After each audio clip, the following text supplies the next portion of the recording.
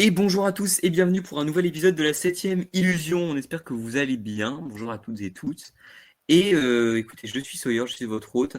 Mais une fois n'est pas coutume, je ne suis pas tout seul. Je suis avec Jude Melon. Comment ça va?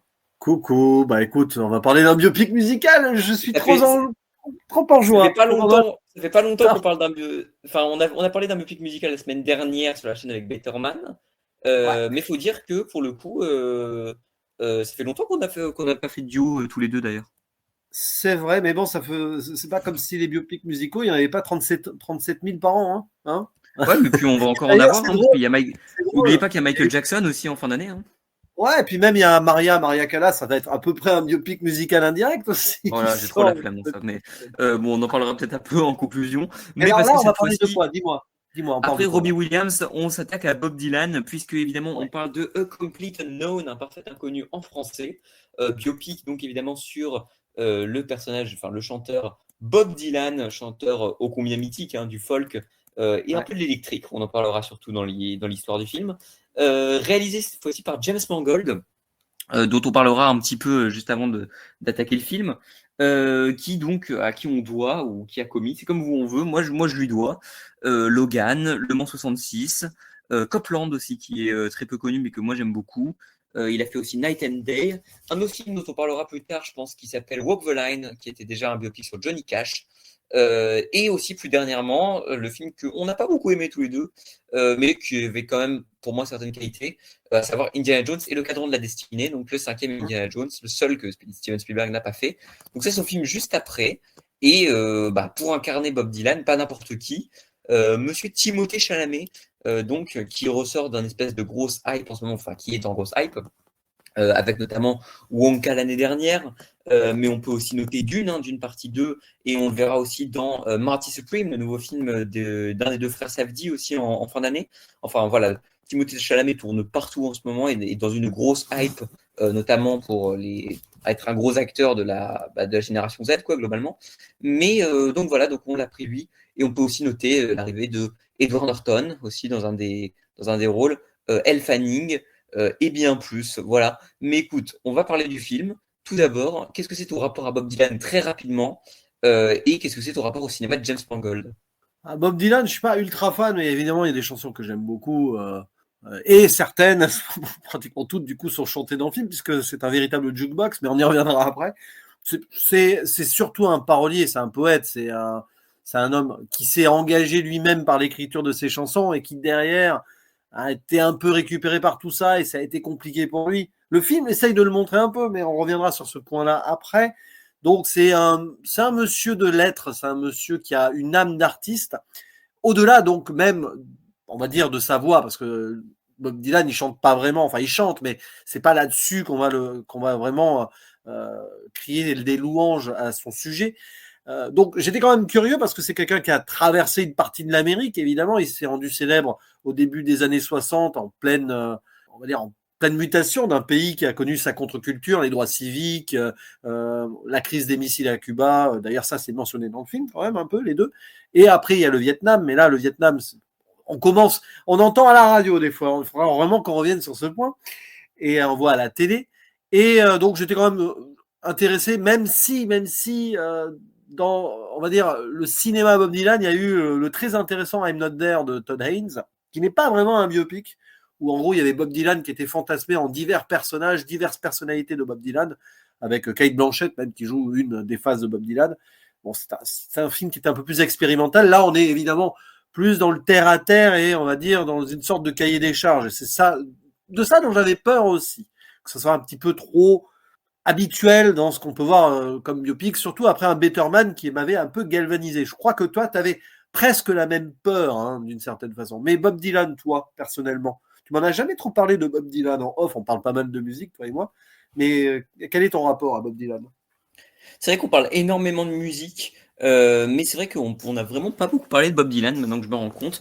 Et c'est vrai que Bob Dylan, moi, c'est un chanteur qui me touche beaucoup. Je suis pas non plus son plus grand fan, mais j'aime beaucoup. C'est pas comme Robbie Williams où pour le coup j'avais presque aucune affinité, je connaissais presque pas l'artiste. Mais là, Bob Dylan, pour le coup, c'est quand même un chanteur qui m'a beaucoup touché. et où il y a des chansons que je m'écoute en boucle qui sont dans ma playlist. C'est surtout aussi dans la génération de mes parents aussi qui ont écouté ça plus jeune. Et donc, du coup, c'est un truc que j'ai beaucoup écouté à la maison. Mais voilà, moi, c'est un chanteur qui me touche beaucoup. Je connais pas énormément son histoire, je connais un peu tout ce qui est lié au folk, etc. Et voilà, donc ça c'est pour Bob Dylan, mais concernant mes attentes pour le film, j'aime bien James Mangold parce que c'est, malgré le fait que ce soit un réalisateur qui est très académique, on sera d'accord pour dire pour ça, Ouais. sur ça, ça fera au moins une chose Ouais. où on est d'accord, petit spoiler. Mais en fait, disons que c'est un réalisateur qui parle du temps, en fait, du temps qui s'échappe, d'une époque qui change, et de est-ce qu'il faut l'accepter, est-ce qu'il faut le changer, etc. Et dans tous ces films, qu'ils soient bons ou non, c'est des films en fait qui parlent de ça. C'est-à-dire que Ford contre Ferrari, c'est ça. Et pour le coup, moi j'aime beaucoup Ford contre Ferrari. Je trouve que c'est un film qui est très intéressant. C'est aussi un super directeur d'acteurs. Moi je trouve que Bale et Damon sont super dedans. Mm. Logan, c'est ça, c'est le crépuscule du héros, etc. Je sais que Ouais. Logan est globalement son film le plus apprécié de toute sa carrière. J'aime bien Logan. C'est pas non plus mon film préféré de la carrière de James Mangold ni mon film de super-héros préféré, mais j'aime bien Logan. Je trouve que c'est un bon film. Qu'est-ce que j'ai vu d'autre? J'aime bien Copland justement avec Ouais. Stallone. Bon, malheureusement, on parle de C'est Stallone son dans le meilleur, bien. hein. Pour moi, Copland, c'est son Grâce. meilleur film, hein. Moi, j'aime beaucoup Copland, Copland justement parce que voilà, il y a un truc sur la corruption, etc. Mais encore une fois, sur le changement d'époque et sur qu'est-ce que c'est une nouvelle ère aussi de policiers. Enfin, c'est aussi de ça dont parle Copland. et Donc Indiana voilà. Jones 5. On est en plein Voilà, c'est dedans, ce que sur j'allais dire. Indiana un Jones crépuscule. 5 que j'ai moins aimé, mais qui parle aussi de temps, même d'ailleurs dans son twist final qui en parle. Et Ouais. c'est peut-être le truc qui m'a plu le plus dans Indiana Jones 5, c'est le fait d'avoir un héros qui est sur la fin, qui est vieillissant et qui doit accepter d'avoir une conclusion. C'est un des seuls trucs que réussissait un peu Indiana Jones 5, je trouve. Même si c'est pas un film que je déteste, mais je trouve que c'est un film qui a beaucoup de problèmes. Donc moi j'attends beaucoup, en fait, à la fois beaucoup et pas beaucoup de James Mangold à partir de ce stade-là, parce que sur Indiana Jones 5 m'a un peu déçu. En même temps, je commence à en avoir plein, vraiment plein des biopics en fait. Je trouve ça un peu Ouais. saoulant, voilà. Notamment Bohemian Rhapsody, je sais que tu l'aimes bien, mais voilà. Et le truc, c'est que effectivement, on sort de Better Man, dont on a pu parler la semaine dernière, et qui arrivent à faire des vrais élans de comédie musicale, mais qui peuvent faire un peu kitschos parfois, qui peuvent faire un peu too much, mais en même temps qui sont Oui. hyper généreux, et en fait qui est un film qui est assez sincère au final, et qui va être très loqué en fait dans la vision de Robbie Williams. Le film dont on va parler aujourd'hui n'est pas loqué dans la vision de Bob Dylan. Ça pour moi c'est Ah, très mais clair, mais c'est pas nécessairement c'est un défaut. non, c'est clairement deux visions de biopics musicaux très différents. Et ça Pour moi, c'est montre des que films qui le ressemblent un biopic peu à leurs musical, artistes sans non plus que être la même chose. Mais voilà, donc j'attends celui-là. Je me dis surtout, j'ai hâte de voir la performance de Timothée Chalamet parce que hum, malgré le fait que je trouve qu'on lui crache de manière quotidienne dessus sur les réseaux sociaux, Timothée Chalamet, c'est un bon acteur qui sait faire ses preuves et qui, quand il se concentre, est un très bon acteur. Juste jusqu'ici, et voilà, je dis bien jusqu'ici, il n'avait pas eu une performance en mode DiCaprio, ce que je disais en mode, il m'a impressionné en mode vraiment exceptionnel. Mais voilà. Écoute, on va avoir ton avis. Donc voilà, et puis, il y a j'attendais un petit peu. une chose qu'on a oublié de mentionner, mais c'est intéressant, ça va faire la transition avec le film en tant que tel concernant Bon, on va dire le Mangold, petit synopsis avant, mais ouais. mais c'est Walk the Line, 20 ans avant, Johnny Cash. Donc il a C'est déjà fait vrai, un c'est vrai, j'ai biopic. failli l'oublier. Bien Et sûr. c'est très important parce que dans le film, il y a un écho. Mais évidemment, parce que Bob Dylan et Johnny Cash se sont côtoyés, se sont même Et rencontrés et d'ailleurs, tout. Walk the Line, que je trouve être un film qui est assez solide dans la carrière de Mangold, mais qui est très classique et qui finalement ne parle pas beaucoup de musique et de transformation de musique. C'est un truc que j'attendais de Captain Node et j'avais très peur parce que du coup, c'est le seul biopic qu'a fait James Mangold auparavant. Malgré le fait que Joaquin Phoenix soit super dans Walk the Ouais. Line et que ce soit un film qui est parfaitement serviable, je trouve que c'est un film qui a certains problèmes et qui reste trop dans un classicisme en fait. Mais je sais pas si Hmm. tu es d'accord avec moi. Il a plus dans la psychologie, mais il a des défauts que peut-être on retrouve ici dans le Complete Unknown, On je va ne sais voir, pas. écoute, on va voir. Je vais te Et laisser attention, commencer, mais d'abord, tout avec d'abord, ton on va faire un petit synopsis synopsis. déjà, le synopsis est intéressant, tu vas le faire, là, le petit synopsis. On va voir qu'on n'a pas toute la vie de Bob Dylan. De toute façon, qu'est-ce que toute la vie de Bob Dylan? Bonne question. Déjà, elle n'est pas finie. Et on ne sait pas trop grand-chose de sa jeunesse. Donc, voilà qui est intéressant. Effectivement, ça on va en parler. Mais donc, bon alors, pour le petit synopsis, New York, début des années 1960. Au cœur de l'effervescente scène musicale et culturelle de l'époque, un énigmatique jeune homme de 19 ans arrive dans le West Village depuis son Minnesota natal, avec sa guitare et un talent hors norme qui changeront à jamais le cours de la musique américaine. Alors qu'il noue d'intimes relations durant son ascension vers la gloire, il finit par se sentir étouffé par le mouvement folk et, refusant de, refusant d'être mis dans une case, fait un choix controversé.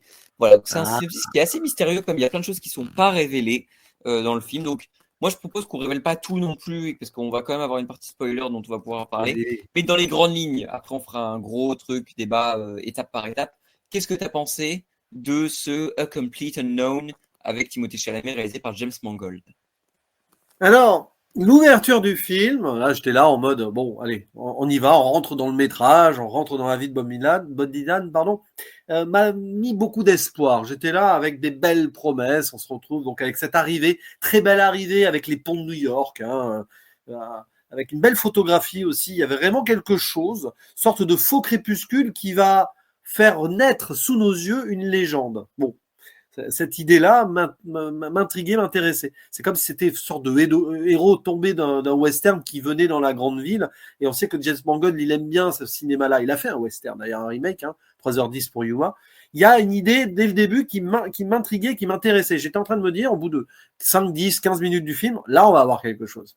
Parce que on voit Dylan qui arrive un petit peu paumé, il écoute les gens discuter, ça parle de communisme, ça parle de catholiques, bref, des choses que les gens rejetaient à l'époque, le WASP américain, quoi, le White Anglo-Saxon Protestant, tout ce qui était communiste ou catholique, hein, etc., à cette époque de l'histoire. Et on le voit, il observe, il écoute, il a l'air un peu nonchalant. Il n'est pas là pour ça, il n'est pas là pour commenter la politique locale, il est là pour voir son héros, un certain Woody Guthrie, qui est mourant à l'hôpital. Et c'est là qu'on rentre dans le biopic, où on sent que c'est vrai, hein, il est allé voir ce monsieur donc, quand il était malade, et c'est là on voit qu'on rentre dans le cinéma où Bob Dylan rencontre son héros, et Pete Seeger qui va prendre sa carrière en main ensuite. Et là, on entre dans le cinéma, on a de l'émotion avec Bob Dylan qui chante la chanson Song to Woody à son indirect mentor. Il y a quelque chose qui se noue. En plus, avant, on a le personnage de Pete Seeger intéressant qui sort d'un procès contre le macartisme où il avait été accusé et tout. On le voit chanter une chanson un peu politique sur les marches du palais. Et là, tu te dis, ouais, tout est bien là. Tout s'ancre parfaitement dans une idée. Et après, on se retrouve avec un film où on a l'ascension jukebox d'un Bob Dylan, où ça ne cesse de chanter, où on voit ses amours. La représentation des femmes dans le film, c'est limité par rapport au fait que Bob Dylan, c'est l'icône à mettre en avant, et à mettre en avant un Timothée Chalamet extraordinaire, hein, transfiguré, qui chante parfaitement comme Bob Dylan, et qui a les mimiques de Bob Dylan, qui parle bien comme lui aussi, même si son phrasé est quand même beaucoup plus compréhensible que Bob Dylan en vrai, parce que bon, il faut quand même pour le cinéma que ça passe. Mais après, on rentre sur l'autoroute. On rentre sur la fameuse Highway, qui est pas si revisited que ça, pour faire écho à son album électrique qui sera traité à un moment dans le film.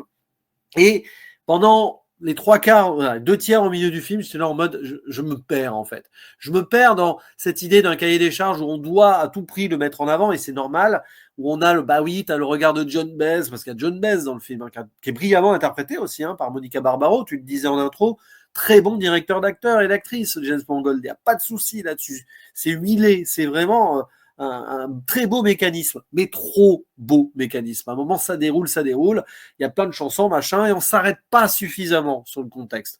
On titille cela grâce à la télé, à la radio, on y reviendra. Mais on est là, et puis il y a cette ellipse, et puis après on reviendra sur la fin. Et là, ça redevient intéressant. Il réécrit l'histoire, James Mangold même. Il réécrit l'histoire, il se fait même une auto-référence, on y reviendra, avec le personnage de Johnny Cash. Et ça se termine limite, à la fin, j'étais là avec une très belle conclusion, on y reviendra aussi, on va beaucoup revenir du coup, où je me dis, c'est vraiment dommage qu'il y ait eu tout un ultra développement trop long sur une moitié de ventre mou très long au milieu du film, alors qu'il y avait de belles promesses et qu'on pouvait faire autre chose avec ce film. Pour moi, c'est un métrage qui est un très bon film de faiseur, mais qui manque d'une patte auteuriste et d'un point de vue très frontal et même formaliste par moment, parce que le cinéma, c'est un peu ça aussi, hein, évidemment, le fond et la forme mélangés. Ça manque de quelque chose, parce que James Mangold, il a fait ce qu'on lui a dit de faire, c'est tout. Ça se sent. Et je ne vais pas lui reprocher, mais ça fait quand même quelques années et quelques films que je le sens, même le Ford versus Ferrari, du coup, on va l'appeler comme ça, où on sentait qu'il y avait de très très bonnes choses, il y a de superbes scènes, il y a des moments où tu sens que ça rentre dans ce cahier des charges, très américain d'ailleurs.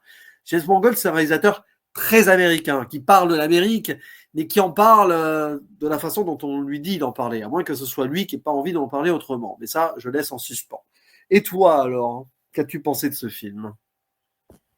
Écoute, ça va être un 1v1 duel mais by guitar chip and chapper, comme dirait un commentaire Letterboxd, parce que du coup, je pense, bon, j'en ai vu 5, attention, parce que les gens pensaient que j'en ai vu 15, j'en ai vu 5, mais je pense que pour l'instant, c'est mon film préféré de l'année, dans les 5 que j'ai vus, parce que je trouve que justement, au-delà d'être, en fait, moi, quand j'arrive sur ce film-là, j'ai très peur que ce soit un biopic classique, et le premier truc que je remarque, c'est, bon, déjà, en fait, même si c'est attendu, c'est que c'est un film qui est beau. En fait, c'est un film qui a une photo que je trouve absolument à tomber, en fait, que je trouve n'est pas vraiment un nostalgia bait, en fait, qui arrive vraiment à en faire quelque chose, à raconter quelque chose de ce New York et en fait de ces États-Unis, en fait, qui sont complètement paumés, de cette espèce de crainte aussi de la guerre froide, parce qu'il y a un contexte très politique aussi derrière, évidemment.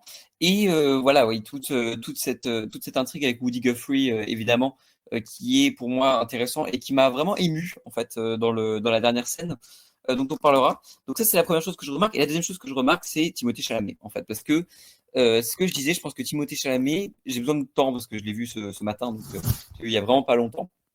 Mais je pense que Timothée Chalamet a sa première performance où il m'a vraiment impressionné. C'est-à-dire que moi j'adore d'une partie 2, j'ai mon préféré d'une partie 2, je pense.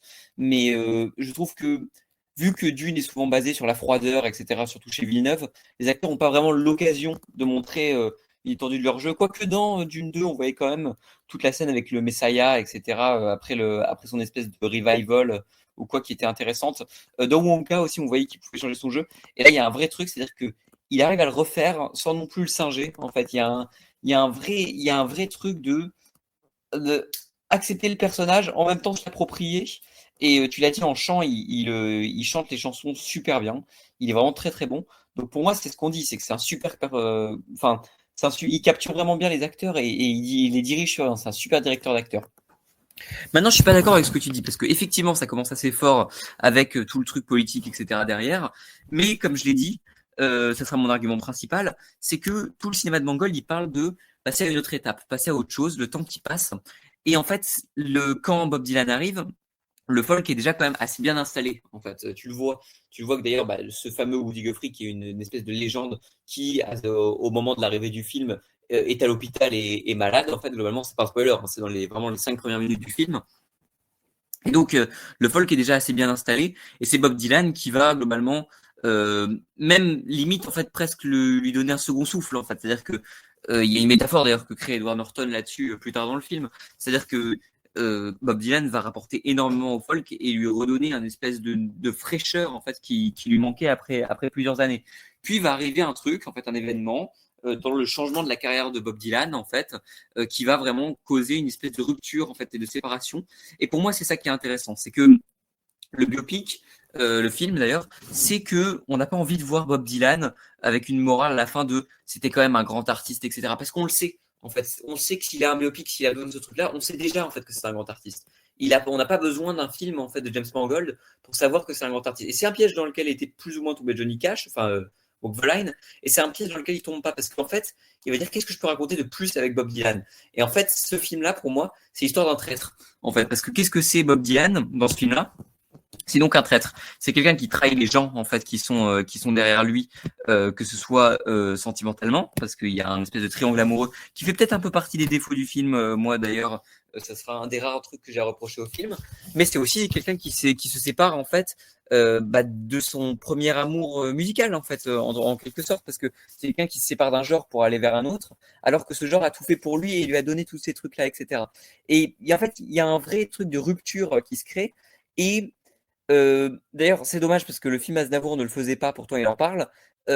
Pour moi, un biopic, quand ça parle d'un artiste, c'est aussi que l'artiste a une espèce de statut de héros, de grande figure comme ça, de super-héros, en fait. Pour moi, c'est ce que ça doit renvoyer. C'est un personnage qui peut paraître surhumain. Et le personnage de Bob Dylan, tu ne vois pas toujours paraître comme un surhumain, etc. Quand est-ce qu'il paraît comme un surhumain pour la première fois?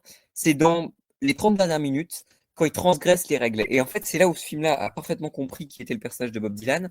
C'est que c'est un personnage qui transgresse les règles, qui en a rien à foutre de ce que pensent les autres, en fait, et de son truc, et qui réfléchit juste à comment lui va avancer et comment lui va évoluer. Il pense à sa manière. C'est un personnage qui est égoïste, des fois qui est un connard. D'ailleurs, il y a beaucoup de personnages qui lui disent que c'est un connard, mais c'est un personnage qui évolue en fait et qui réfléchit par rapport à ça.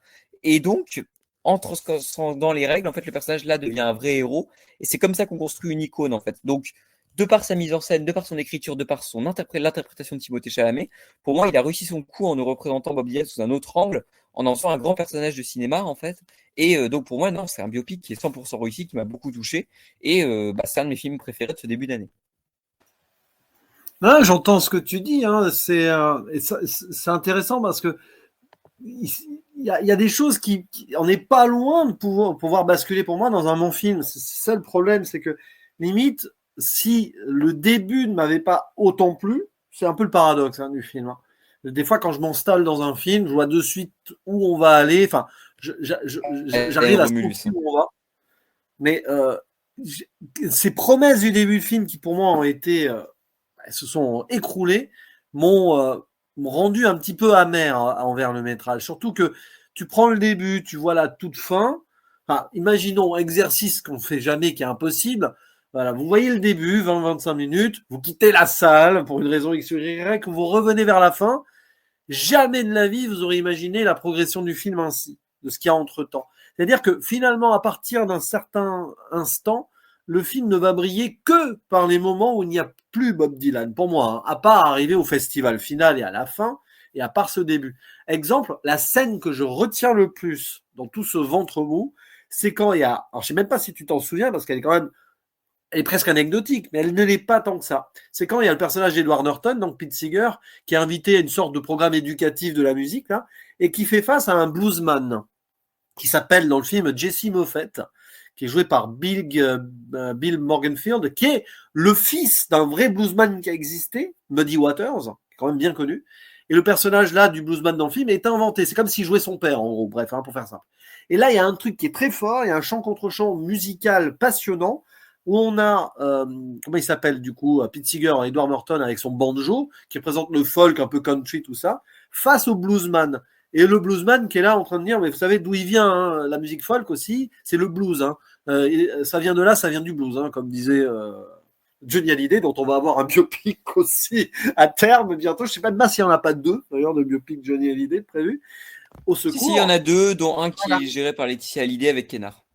Bah voilà, bah oui, avec Raphaël Quenard en Johnny Hallyday. Ah que bonjour, ça va être Patrick Sébastien. C'est petit pépin dans mon imitation de Johnny Hallyday, je sens. Bon, on n'est pas là pour rigoler, mais bon, trêve de plaisanterie. Il y a ce moment-là où, hop, Bob Dylan n'est pas dans le circuit du film, et c'est marrant parce que tu as l'impression que James Mangold, par moment, il prend ses libertés. C'est-à-dire que tu prends l'autoroute globale. Voilà, Bob Dylan qui chante, Bob Dylan avec sa compagne, Bob Dylan qui trompe sa compagne avec John Baez et machin, et puis Bob Dylan qui enregistre, et Bob Dylan qui chante, et Bob Dylan qui fait du folk, ah puis à un moment il va à l'électrique et tout, etc., etc. Et il y a des moments dans tout ce début, très passionnant, il va voir Woody Guthrie, toute cette fin sur laquelle on dissertera après, avec le festival et la conclusion, et ce moment-là, et le moment où on voit Pete Seeger au congrès et tout, là tu as du Mangold qui se pose et essaye de faire son cinéma plus libre. Le cinéma plus libre qu'il faisait plus ou moins à l'époque de Copland ou même Walk the Line. Je pense que Walk the Line, il y a quand même une forme de liberté dans sa façon de montrer la déchéance de Johnny Cash. Là, on ne la voit pas. Il n'y a pas de déchéance de Bob Dylan. C'est juste l'ego trip égocentrique. C'est comme ça qu'il est. C'est pas ce qui l'intéresse. Parce que c'est pas ce qui l'intéresse dans Bob Dylan. C'est pas ce qui m'intéresse non plus dans le film, ce que je vois. Et c'est ça, en fait, c'est le rapport qu'on a, nous, à un film ou à un cinéma. C'est un rapport subjectif. Ça m'intéresse pas, moi, de voir un enchaînement de chansons de Bob Dylan. Et en plus, on la connaît, l'histoire. Même moi, qui suis pas spécialiste de Bob Dylan, je le sais qu'à un moment, il a abandonné le folk. Il s'est un peu détaché des protest songs, tout ça. J'ai rien appris de plus dans le film, en fait. Tu vois, c'est ça qui me dérange. C'est-à-dire que c'est peut-être pas un film pour les fans non plus, parce qu'il écorne un peu quand même le personnage de Bob Dylan, même si Bob Dylan a apparemment adoubé certaines choses du scénario, hein, de ce que j'ai compris. Il a même fait changer le nom du personnage de sa petite amie parce qu'il voulait pas, voilà, par mémoire, que ce soit son vrai nom. Mais bon, c'est elle quand même. Hein. Et je sais pas, à un moment, moi, je suis sorti du truc, tout simplement. Alors oui, c'est là pour nous. Alors, évidemment, on est dans le cahier des charges, on est dans un film hollywoodien, c'est obligé. C'est pas Todd Haynes qui a fait un film expérimental et tout là, c'est autre chose. Et c'est pour montrer un Timothée Chalamet extraordinaire. Mais à un moment, tu vois, moi j'étais à fond dedans, mais j'avais l'impression, enfin, j'étais à fond dans l'idée que j'y croyais, c'est vraiment Bob Dylan et tout, mais j'avais l'impression de retomber dans des émissions de télé de mon enfance ou adolescence avec Patrick Sébastien qui imitait très très bien certains chanteurs, quoi. Voilà. Donc, ouais. Attention, hein, toute proportion gardée, on n'est pas dans la parodie et tout, voilà. Et Patrick Sébastien, on peut dire ce qu'il veut sur ce qu'il est devenu maintenant et tout, de certaines manières, mais il était très bon dans ses imitations d'acteurs ou de chanteurs à une époque. Enfin, moi, ça m'avait marqué comme ça plus jeune. Et là, j'ai l'impression d'avoir vu ça dans le film. Il me dit, oui, alors là, le film, il pousse à fond pour qu'il ait l'Oscar, Timothée. Alors, Timothée est extraordinaire. Je rejoins ce que tu dis, c'est peut-être son meilleur rôle à date. Mais à un moment, j'ai l'impression que le film nous enferme là-dedans, nous enferme dans Bob Dylan parce qu'il faut chanter pour les fans et tout. Et il perd quelque chose qui était dans l'intérêt. Et là, je veux qu'on rebondisse sur un truc. L'aspect politique au début, c'est très intéressant, mais sur le fil de ce que ça aurait dû être pour moi. C'est-à-dire qu'il y a des embryons. On voit par exemple à la télé et à la radio. À un moment, il y a un truc très...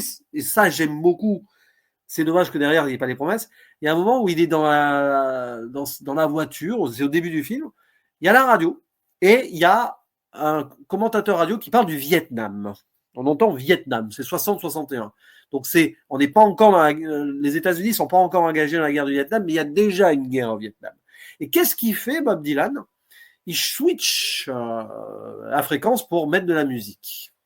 Et ben, c'est un peu l'image du film. Dès qu'on va rentrer dans la politique, on l'évoque un peu dans le contexte social. Puis après, on va vite switcher quand même sur la musique. Et on n'arrive même pas à faire des commentaires sur les paroles. Il y a une scène qui est très marquante pour moi dans le film et qui est à la fois très forte et puis d'un seul coup elle tombe comme un soufflet. C'est quand il y a cette crise de missiles à Cuba là, avec la télé qui en parle. Il y a aussi la mort de Kennedy après, mais ça c'est très vite fait. On les voit tristes devant la télé, c'est tout. Il y a cette crise de missiles, les gens paniquent dans la rue et tout. Et Bob Dylan va chanter. Je crois que c'est là où il va chanter Masters of War, hein, je crois. Et pam, bon, il y a la prestation de Dylan Chalamet. C'est aussi là où il y a un lien entre lui et comment et oui. Je suis désolé, j'ai oublié le nom de l'artiste. Oui, John Baez.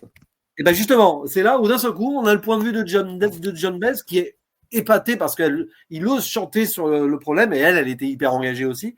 Mais en fait, on voit juste une femme regarder un homme dont elle tombe amoureuse. C'est tout. Et là, je dis, ah ok, on retombe dans le Hollywood et après, on va là, triangle amoureux derrière, machin.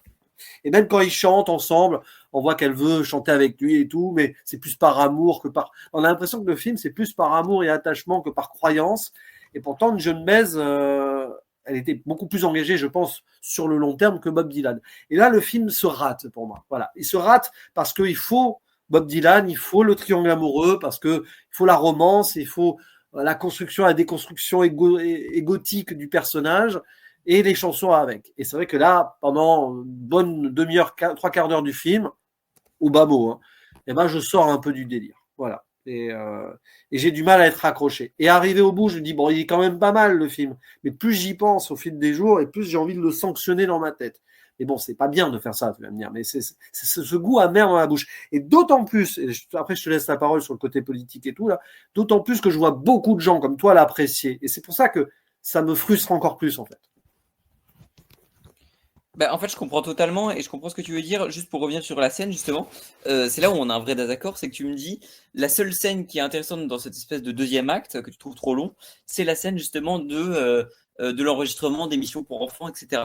Mais justement, en fait, cette scène-là, elle est intéressante parce que tu vois justement un truc de Bob Dylan qui enregistre un truc fort électrique. D'ailleurs, c'est le début, parce qu'il va nous garder pour le suspense jusqu'à la fin. C'est pas vraiment un spoiler, mais complete Like a Rolling Stone, évidemment, en fait, qui est un peu la chanson phare du film, qui donne littéralement son nom au film d'ailleurs.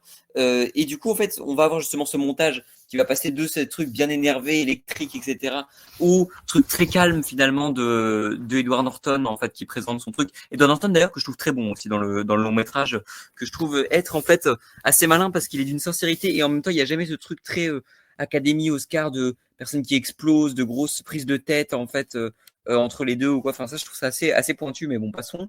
Mais justement cette scène là, tu vois en fait un truc d'un décalage où Edward Norton a un peu du mal à comprendre en fait son interlocuteur en fait. Donc ce chanteur de blues, j'ai oublié son nom encore une fois, je suis désolé, mais voilà. Et justement arrive Bob Dylan qui lui en fait est en accord avec, enfin et pas en accord, mais arrive à comprendre dans les secondes qui viennent ce chanteur-là, en fait, et cet artiste-là, et arrive à être en accordance avec lui musical pour, en fait, être en espèce d'harmonie, en fait, d'échanger un dialogue musical, en gros, entre lui et cet homme-là, en fait. Et tu vois que le personnage de Edward Norton, il est admiratif, il aimerait, en fait, arriver à ce niveau-là. Il voudrait, et il voit qu'en fait, son protégé y arrive, parce que il te montre qu'à la fois Bob Dylan, c'est ce mec, en fait, qui en fait, arrive à comprendre ces gens-là, en fait, et arrive à comprendre plusieurs genres, que ce soit les anciens et les nouveaux, mais en même temps que pour faire ça, en fait, il est obligé de laisser le passé. Donc c'est une image qui est assez, en fait, pointue et qui est assez maligne, en fait. Donc, sous couvert d'un truc qui est assez, en fait, classique et académique, parce que le film peut faire académique par moment, je suis d'accord, et le triangle amoureux est un de ses défauts. Euh, Cependant, en fait, c'est ce qu'on te montre aussi, en fait, c'est que le personnage de Bob Dylan est ce truc-là, et il arrive à dresser un portrait que je trouve assez fou, notamment sur le concert final, où les biopics classiques se terminent souvent avec un artiste qui est célébré dans un grand concert, etc. On peut pas dire que le concert du final de Bob Dylan fait l'unanimité, voilà, sans dévoiler Non, tout ce qui se passe. On en parlera en spoiler pour le coup, parce que c'est là sinon, où ça redevient intéressant, hein, d'ailleurs. oui, mais c'est là où c'est vraiment assez passionnant. Mais donc pour moi, ça dresse un portrait absolument incroyable de Bob Dylan et fascinant, en fait. Et surtout, dans la dimension politique, c'est ce qui te montre, c'est que c'est un personnage qui est ambigu parce qu'à la fois il veut parler de politique, il veut le revendiquer et il veut se battre contre. Et en même temps, en fait, il est très hypocrite et en fait, c'est quelqu'un qui en fait qu'à sa tête. Et c'est ce qui montre. D'ailleurs, il est très injuste avec notamment ses interlocuteurs. En fait, tu le vois qu'il est. Je trouve que pour le coup, dans ces scènes-là, en fait, c'est une espèce de raclure. Il est vraiment.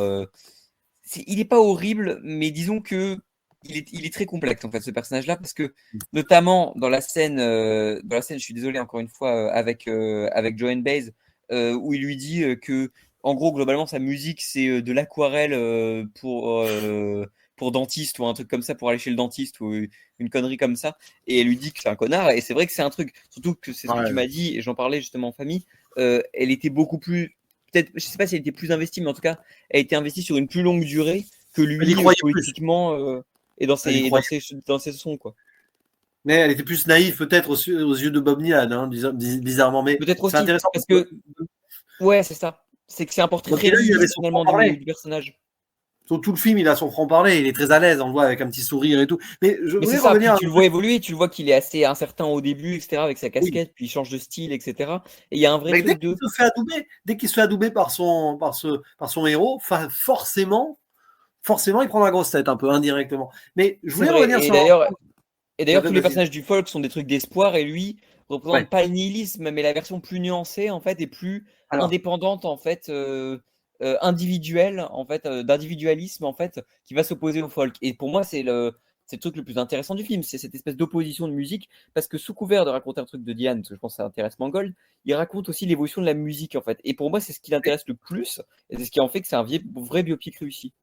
alors, c'est là où je reviens à cette scène. Décidément, les gens vont nous écouter, ceux qui ont vu le film, et dire bah, pourquoi ils insistent sur cette scène. Dans la scène avec le bluesman et tout, mais je pense qu'elle est très importante, cette scène. C'est que ce joueur de blues, donc joué par le fils de Muddy Waters, il joue de façon électrique. Et il montre que le blues, qui est né donc, je vais dire avant le folk, j'en sais rien, mais il y a très longtemps, au 19e siècle, hein, c'est des musiques ancestrales qui existent depuis toujours, d'une certaine façon.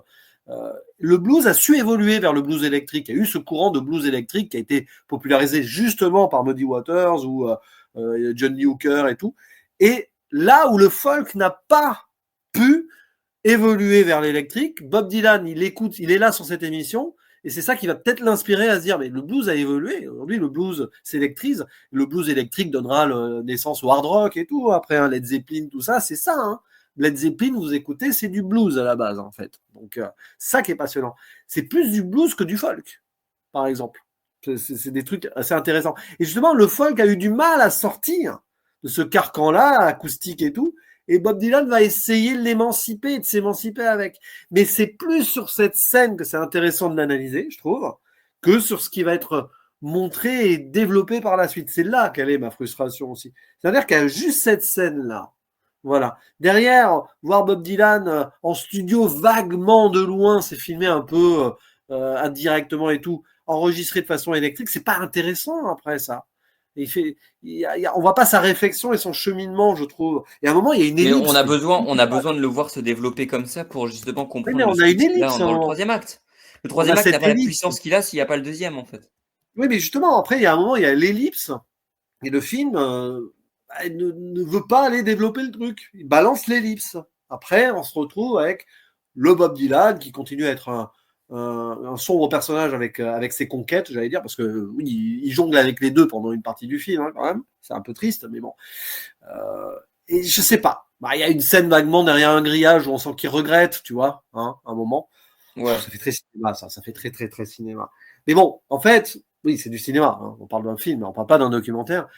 Et je sais pas, c'est comme s'il manque, à la rigueur, j'ai envie de dire, c'est comme s'il manquait une trentaine de minutes au milieu là, et qu'il fallait bien faire l'ellipse. C'est ça qui est frustrant, c'est qu'on a que 5 années de la carrière de Bob Dylan, c'est qui était un très bon choix scénaristique entre guillemets, de pas tout faire toute sa vie, tu vois, à l'inverse d'un monsieur Aznavour qui a voulu tout couvrir, là, presque jusqu'au bout, avec même des images d'archives à la fin, que ça en était pompeux sur les dernières demi-heures quand même, on n'en pouvait plus. Il aurait dû ça. En fait, monsieur Aznavour aurait dû faire comme le film là sur Bob Dylan, hein. Finalement c'était peut-être mieux, niveau temporel. Et là, je sais pas, il y a une double frustration dans le sens où j'ai pas l'impression qu'il a réussi à approfondir le truc, alors que pourtant, on arrive à faire l'effort de base de faire que sur 5 ans. Mais je sais pas si tu veux pas qu'on passe directement à la zone Je pense qu'il faudrait spoiler. qu'on passe en spoiler parce qu'on tourne un petit peu en rond. Effectivement, il faudrait qu'on passe en spoiler. Mais écoute, je te laisse enchaîner justement pour dire bah, Bah, ce dont tu veux comme le parler, film. ce qui te frustre. Le film, à un moment, il tourne en rond et il boucle la boucle, parce que le film te termine là où il se commence, au chevet de Woody Guthrie. Et ça, c'est très intéressant. C'est un geste comme quoi, finalement, quoi qu'on fasse comme évolution, on en revient toujours au berceau du folk. Hein. Et à ce monsieur, Woody Guthrie, c'est pas celui qui a fait naître le folk, ça n'a aucun sens, mais il était plus country, folk, hein, et tout. Tous les genres peuvent se mélanger, quoi. Et il revient aux bases à la fin, quand même, Bob Dylan. C'est très intéressant, le film finit là-dessus, sachant qu'après, il va quand même continuer sa carrière, il va être born again en étant croyant et tout. C'est un petit peu comme si le folk était born again à la fin. C'est très amusant. Mais alors avant, il y a le Going Electric qui, bon, avec Highway Revisited, tout ça, avec le Like a Rolling Stone. Voilà, je peux avoir l'Oscar du coup, moi aussi, merci. Il fallait que je la fasse, désolé. C'est pas bien. Voilà, C'est pas j'ai déjà gentil. eu en vocal WhatsApp Oui, il y je a sais. 2 heures. Je suis trop prévisible et je suis répétitif, un peu comme le film aussi. Et Oh là là. mais moi, j'assume mes défauts et je postule pas pour être le film de l'année. Et ça n'a aucun sens tout ça. Non, mais plus sérieusement, on arrive donc à ce festival ou donc un grand festival dont j'ai plus le nom peut-être là. Mais bon, un festival Le folk Folk Festival, machin, je sais plus à quoi. Ouais. Newport, c'est ça, le Oui, c'est à Newport Newport Folk Folk Festival. Festival. Où il arrive en 65, où on lui demande de jouer du folk et on lui veut ses grands tubes, et lui non, il vient de sortir Highway Revisited, il veut jouer ses tubes électriques. Et donc, il insiste, il veut sa liberté. Évidemment, le public n'accepte pas. Et c'est là que nous avons un personnage qui apparaît. Oh là là, on a Johnny Cash. Et qu'est-ce qu'il fait avec Johnny Cash? Tiens, je te laisse parler de Johnny Cash dans ce film, sachant qu'il y a eu Walk the Line 20 ans avant. Ça m'a fait Bah, en beaucoup fait, sourire. C'est très intéressant là. En plus, c'est Johnny ça le Cash, on truc, le c'est que voit. Johnny Cash, il vient de la country, plus ou moins, et du coup, il a aussi un peu transformé son truc en électrique. Le fait est que Johnny Cash, il est cette figure espèce, un peu rebelle, en fait, qui l'inspire à justement passer en électrique, en fait, et à devenir ce truc-là. Je sais ce que tu vas sortir comme argument, je ne suis pas d'accord, parce que justement, Johnny Ah, Cash mais c'est le marrant. pousse pendant tout le film à aller vers l'électrique, et sur la dernière truc, parce que en gros il fait 3 chansons en ayant rien à foutre en fait, le public lui balance des trucs, lui gueule dessus et tout, enfin voilà. Et Johnny Cash du coup bah en gros va lui dire on s'en fout, continue, etc. Le truc c'est que euh, tout le monde lui dit pour calmer, parce qu'il veut se barrer, et pour calmer le public, tout le monde lui dit derrière dans les coulisses, bah écoute, il va falloir que tu refasses une chanson de folk pour les détendre, etc. et pour finir le concert. Ouais. Et en fait, le truc, c'est que Johnny Cash lui donne la guitare acoustique. Je sais ce que tu vas dire, et je suis pas d'accord parce que justement, ce signe-là de lui donner la guitare acoustique, c'est le même signe que quand il va voir justement à la toute fin Woody Guthrie et qui veut lui redonner harmonica que lui avait donné Woody Guthrie au début de film, enfin par l'intermédiaire du personnage d'Edward Norton, mais et qui finalement qui décide quand même de garder à la toute fin dans le dernier geste du film. Euh, c'est quelque chose que je trouve ultra beau et c'est un signe que je trouve ultra intéressant. Et justement, ce signe-là, dans les deux cas, il signifie la même chose. C'est, bah voilà, en fait, je garde ce truc-là comme souvenir. Je le garde parce que c'est mon héritage et c'est comme ça que je me suis construit. C'est One Last Ride avec le public, One Last Ride avec le folk, mais il n'empêche que bah, c'est ma dernière tournée. Et c'est ça, ce dernier geste et cette dernière chanson, elle a ce signe du dernier concert, en fait, avant la fin. Ouais, le chant du cygne, quoi. Enfin, le chant du cygne Bah du oui, c'est ça. folk. Mais ce qui est intéressant, en fait, dans ce geste de cinéma, parce que là, c'est un pur geste de cinéma, James Mangold décide, alors, il a coécrit le scénario avec quelqu'un qui a bossé avec Scorsese, sur Silence, d'ailleurs, Gangs of New York, un certain Jay Cox. Voilà. Il décide d'intégrer Johnny Cash sur ce festival de 65, alors qu'en vrai, il n'y était pas. En vrai, Johnny Cash et Dylan se sont rencontrés, je crois que sur la version de l'année d'avant, en 64, où Johnny Cash a offert vraiment sa guitare à Bob Dylan, mais c'était en mode signe d'amitié et tout, enfin de respect, etc. Bon, là, il réécrit l'histoire, James Mangold, et moi, ça me dérange pas. J'aime bien quand les biopics musicaux prennent une liberté. Et je sais que beaucoup n'ont pas apprécié ça sur Bohemian Rhapsody. Mais bon, c'est un autre débat, on va pas revenir sur ce film. Un jour, il y aura, on vous le promet, un jour, il y aura une rétro sur Bohemian Rhapsody, ça sera sanglant. Sauf si je change Un d'avis d'ici. V4. Un V4, on se ramène à 4 et on se bat contre toi. Oh, bon, sauf si en le revoyant, je le trouve mauvais. Peut-être ça Oh finira par putain. arriver un jour, à force, avec la biopic musicale fatigue. C'est possible. Mais honnêtement, le geste qu'il fait là est pas anodin, parce que déjà, il réinjecte Johnny Cash dans son cinéma 20 ans après. C'est quand même clairement une volonté, quoi. Et il le fait faire ce geste hyper important, ce double geste. Moi, je peux y voir ce qu'on veut. Ton interprétation est très bonne, hein. Elle est même probablement la plus réaliste. Moi, je vais aller plus loin. On va dire que je suranalyse et je surinterprète en commentaire. C'est pas grave. Vous avez le droit de le dire. Puis c'est ça aussi le cinéma. On a le droit de partir dans des délires des fois. C'est comme ça qu'on ressent les films. Moi, je vois en Johnny Cash qui donne cette guitare acoustique le geste d'un James Mangold en mode voilà, ça fait des années que je suis conscient que je suis un bon artiste et que j'aime faire des films. Il aime ça, ça se sent. Mais je suis dans le circuit d'Hollywood et je fais des films qu'on me dit de faire quand même, un petit peu. C'est-à-dire qu'il y a des cahiers des charges. Bon, bah, moi, James Mangold, avec ce film, je donne aussi ce que les fans veulent en faisant ce que je fais là. Et comme Johnny Cash donne la possibilité à Bob Dylan d'offrir une dernière fois aux fans ce qu'ils veulent. Donc du fan service, parce que c'est clairement ça. Bob Dylan, en faisant une chanson folk, c'est pour faire du fan service aux gens. Et tu as un peu l'impression que James Mangold, il fait son faiseur un peu avec ce film par moment, même s'il essaye. À certains moments, il essaye. Je suis d'accord sur ce début et le rapport à la photo. Bah, il a toujours son même chef-op. De toute façon, il a une vraie cohésion avec son chef-op. Ça, c'est sûr. Les deux s'entendent très bien et ça se sent. Mais là, il essaye, voilà, hop, je te donne cette guitare acoustique, ce que Johnny Cash n'aurait probablement jamais fait en vrai dans ce contexte-là précis, je veux dire. Et en mode, ben voilà, moi aussi, je donne un peu aux fans. Je donne, j'aimerais prendre ma liberté comme Bob Dylan le fait. C'est plus trop le cas depuis quelques années, mais quand même, en faisant des films, en ayant la chance de les écrire quand même, parce qu'il est là, il est co-scénariste. J'ai ma liberté aussi, mais je donne aussi ce que les fans veulent parce que sinon je pourrais pas faire ce que je fais. Et j'ai un peu l'impression que c'est ce qu'il a voulu faire, James Mangold. Alors c'est peut-être pas du tout ça, je suis peut-être à côté de la plaque, c'est peut-être aussi inconscient, c'est possible aussi, voilà. Parce que des fois, dans l'écriture, on peut avoir des choses inconscientes.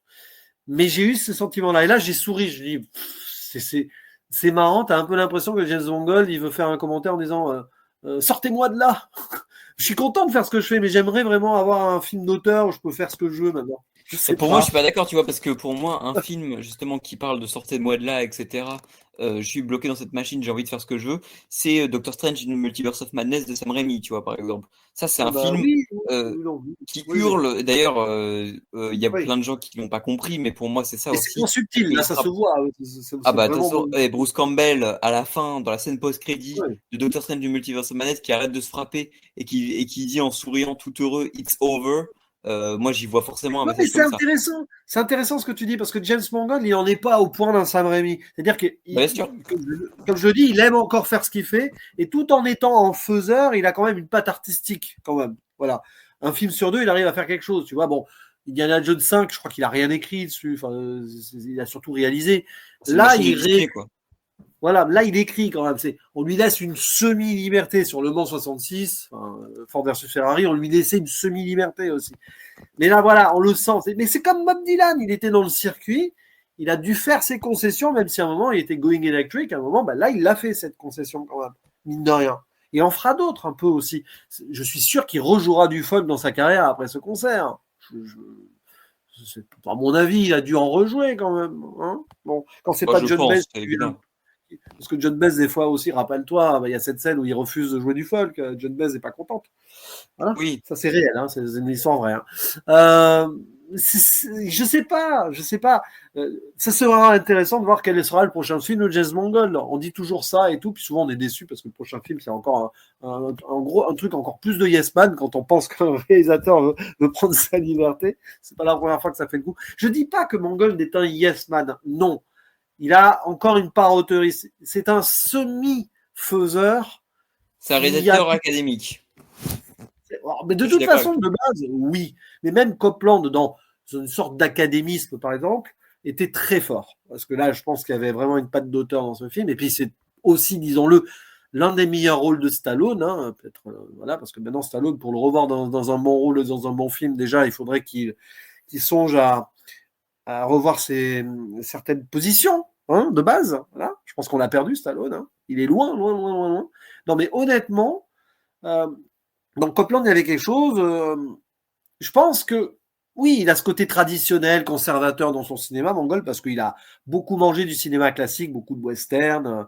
Comme je le disais à l'ami le bûcheron du cinéma en off, c'est un monsieur important dans le cinéma parce qu'il est capable de faire tous les genres. Vous cherchez un réalisateur porteur sur n'importe quel genre, Mangold, il dira oui. C'est ça qui est fort. S'il peut mettre sa vision vite fait, sa patte, on va dire, plutôt que sa vision. Parce que je trouve que là, il manque de vision et de point de vue dans ce film. Si ce n'est peut-être ces 2-3 scènes que j'ai évoquées. Et c'est un peu à l'image d'un Robert Wise ou d'un Richard Fleischer, pas Ruben, non. Richard Fleischer dans les années de l'âge d'or d'Hollywood, qui était capable de faire tout film possible, horreur, science-fiction, western et tout. C'est grands faiseurs d'antan. C'est un peu ça, en fait, James Mangold. Et il le fait très bien. Et on n'en a pas des masses, des grands faiseurs comme lui aujourd'hui, quand on y pense. Je ne sais pas si tu es d'accord avec moi, parce qu'on navigue entre Yes Man d'accord, surtout que je rigole un peu, parce que tu as dit, je ne sais pas quel film sera son prochain film. Il y a un film Star Wars sur l'Ancienne République qu'il doit réaliser. Mais bon, soyons très honnêtes. Ouais, mais soyons très honnêtes, comme 90% des films Star Wars, ça ne se fera pas, je pense, très honnêtement. Non, mais de toute façon, j'ai dit un film sur 2, donc il a le droit de faire un film prochain. Oui, c'est vrai. Vraiment, ça a été annoncé il y a 5 ans, donc je pense que le film ne sera jamais. Oui, non, mais honnêtement, les films Star Wars, il y a même Taika Waititi qui était censé en faire un. Taika Waititi devait en faire un. La réalisatrice, la Patty Jenkins, qui avait fait Wonder Woman, elle devait en faire un. Ryan Johnson, il devait faire une trilogie. Guillermo del Toro, il devait faire un film sur le fils de Jabba, ou sur Jabba, je sais plus. Personne n'a réussi à finir son film parce que Star Wars ont trop peur de sortir un film. Bref, petite digression. Mais surtout, il y a un film qui est en production qui m'intéresse parce que c'est une grosse machine, tu vas voir, c'est un blockbuster. Mais en même temps, je me dis que ça peut être intéressant. C'est dans le nouveau DCU de James Gunn, du coup, donc qui va commencer avec Superman en juillet.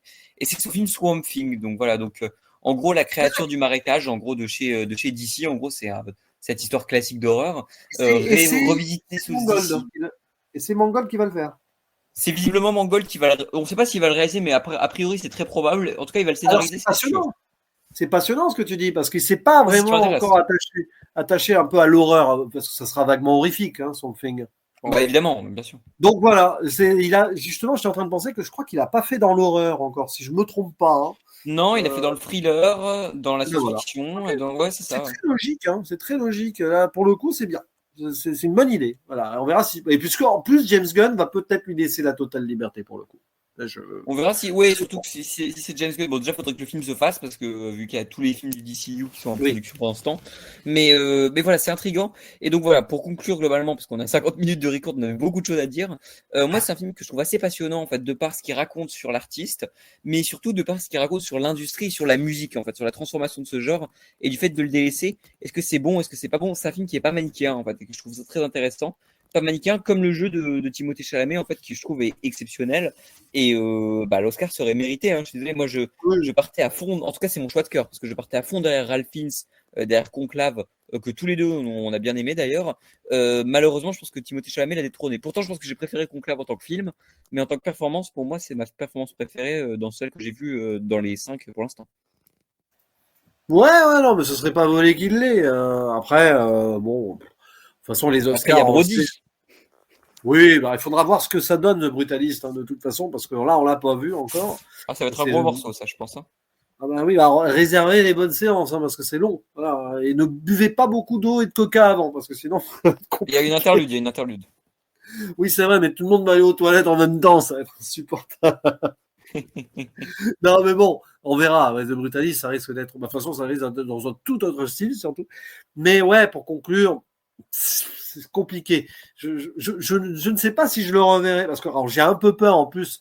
Au-delà de la salle de cinéma, je suis pas certain que le film gagne, si tu vois ce que je veux dire. Enfin, j'en sais rien. Ouais, je sais ce que tu veux dire. Voilà. Mais bon, il y a aussi cette tendance de biopic musical je commence à arriver à une saturation. Et c'est bête parce que Better Man m'avait un peu regalvanisé, même si je sais que certains disent que Better Man c'est tout aussi calibré, cahier des charges que. Je suis pas d'accord, mais ouais. Moi, je suis d'accord, mais après c'est deux visions différentes biopic Après, c'est quand même un musical. film Là, que je trouve moins calibré que la moyenne, tu vois, parce que franchement, si tu veux du ah, calibré, il y a Michael Jackson en oui, octobre, quoi. Et ça va être calibré. c'est Hein. plus. De toute façon, Better Man, c'est plus Broadway-esque, alors que Complete Unknown, c'est pas du tout Broadway. Hein. C'est pas, voilà, Bah évidemment, ouais. c'est du biopic musical de légende posé et tout. Better Man, évidemment qu'il y a un cahier des charges dans les films, un peu où ça danse et ça chante et tout. Ok, d'accord. Mais bon, peu importe. On vous renvoie sur l'émission Better Man qui a été publiée la semaine dernière et où je n'étais pas là, mais votre duo était très bien. Voilà. Merci beaucoup. Voilà. Vous avez le droit d'avoir l'Oscar aussi. Oh là là. Mais honnêtement, pour Parfait Inconnu, je pense qu'à un moment, je me suis fait bouffer, honnêtement, hein, par le début du film, où j'ai gagné en hype attente d'un coup sur le début du film, et que ça s'est écroulé derrière. Si le début C'est avait assez été marrant bon, parce que pour le coup, moi, j'étais pas très confiant au début. Je me suis dit, qu'est-ce que ça va c'est donner ou marrant. quoi? Et c'est aussi pour ça que j'ai eu un espèce d'effet de surprise où le film m'a vraiment conquis, quoi. Donc c'est marrant, on a presque un peu une trajectoire opposée, quoi, sur le visionnage. Ouais, mais bon, après, bon, c'est le cinéma, ça. C'est dommage, parce Évidemment. qu'on se disait en off, jusque-là, on était d'accord sur tous les films qu'on avait vus en Ouais. 2025. Là, non, ça s'écroule. Quel sera le prochain? Peut-être Paddington in Peru? Je ne sais pas. C'est vrai qu'il y a Oh ça là qui là. sort. Alors d'ailleurs, préparez-vous là le 5 septembre, c'est peut-être demain, je ne sais pas quand ce duo sera publié. Il y a toute une chier de sorties en même temps, c'est une Alors le catastrophe. 5 septembre, non, mais le 5 février. Oui, le 5 février, mais il y a un film qui Ouais. s'appelle 5 septembre. Alors c'est pour Ah oui, ça c'est que vrai j'ai qu'il y a ça mélangé. aussi, oui. Et il Effectivement. y a ça, il y a la Pampa, il y a Ah, mais Maria, ça va être le bordel, hein. il y a les touches 5, mais alors ça, vous pouvez toujours courir. Et présence de Soderbergh, normalement, là, on a déjà parlé du film, en exclut sur la 7e. Voilà. Voilà, voilà, bah écoutez, bah, je pense qu'on peut conclure parce que vous avez globalement compris ce que nous avons pensé d'Imparfait Inconnu. On vous encourage évidemment à le voir en salle pour vous faire votre propre avis, mais aussi à nous laisser un petit commentaire pour dire ce que vous en avez pensé. On a toujours hâte de vous lire et on vous répond la plupart du temps. Donc merci beaucoup à ceux qui prendront le temps de laisser un commentaire, de lâcher un like, évidemment de partager si ça vous a plu. En ce moment, on travaille beaucoup. On a bossé sur la DA aussi. Je suis vraiment très content de la nouvelle photo de profil et de la bannière. Et on bosse, faut qu'on bosse un peu plus, mais il faut qu'on bosse sur les nouveaux projets. Voilà, on travaille ça dans l'année, normalement ça sortira. Donc voilà, écoutez, et ben, on se retrouve bientôt pour un prochain duo, mais en attendant, à la prochaine, ciao! Ciao!